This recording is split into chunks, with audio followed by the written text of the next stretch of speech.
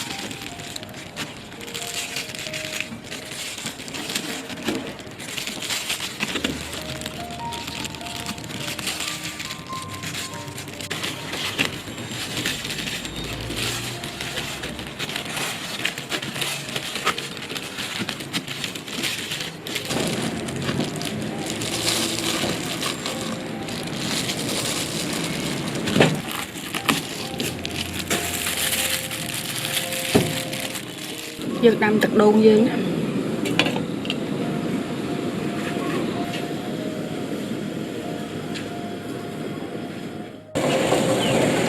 ទឹកពុះណាខ្ញុំដាក់គាត់ស្គូចូលស្គូនេះខ្ញុំត្រាំវាបានកន្លះម៉ោងណាមិនវារីកបានប៉ុណ្ណឹងណាតែឥឡូវយើងដាក់ចូលហើយស្គូខ្ញុំប្រើម្ខាំ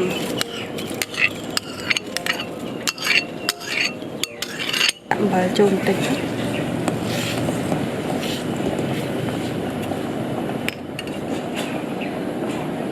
ទឹកស្រូវដើម្បីយកពណ៌ខ្ញុំដាក់វាមកស្ពាបាយណាហើយខ្ញុំថែមទឹកបន្តិចចូលដើម្បីវាកុំឲ្យវាខាប់ពេក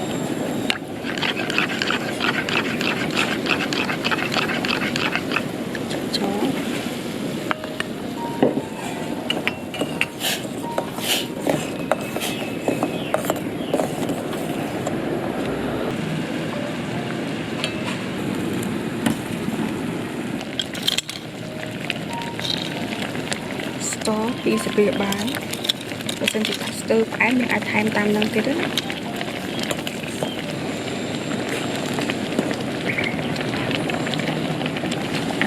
ដាក់ស្មៅចូល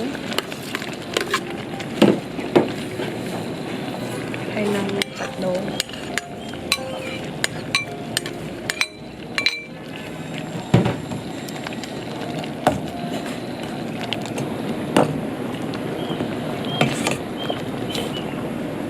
ហើយមកអែមយើងរួចរាល់ណាព្រោះស្គូយើងទៅរីកល្អដែរពេលទៅពុះយើងដែរ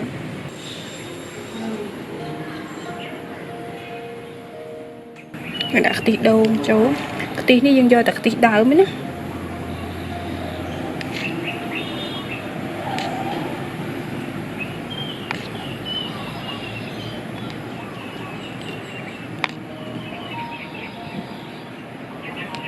ចូលចិត្តខ្ទិះយើងកាក់យ៉ាងច្រើនតិច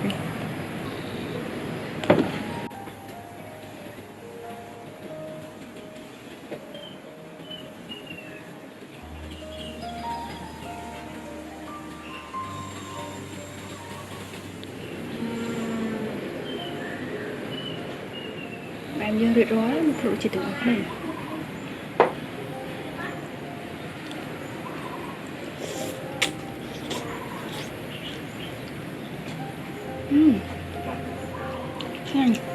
បើសិនជាអ្នកនរគ្នាទុកក្នុងទូទឹកកកប្រហែលជាកន្លះម៉ោងសិនក៏បានដែរដើម្បីវាជា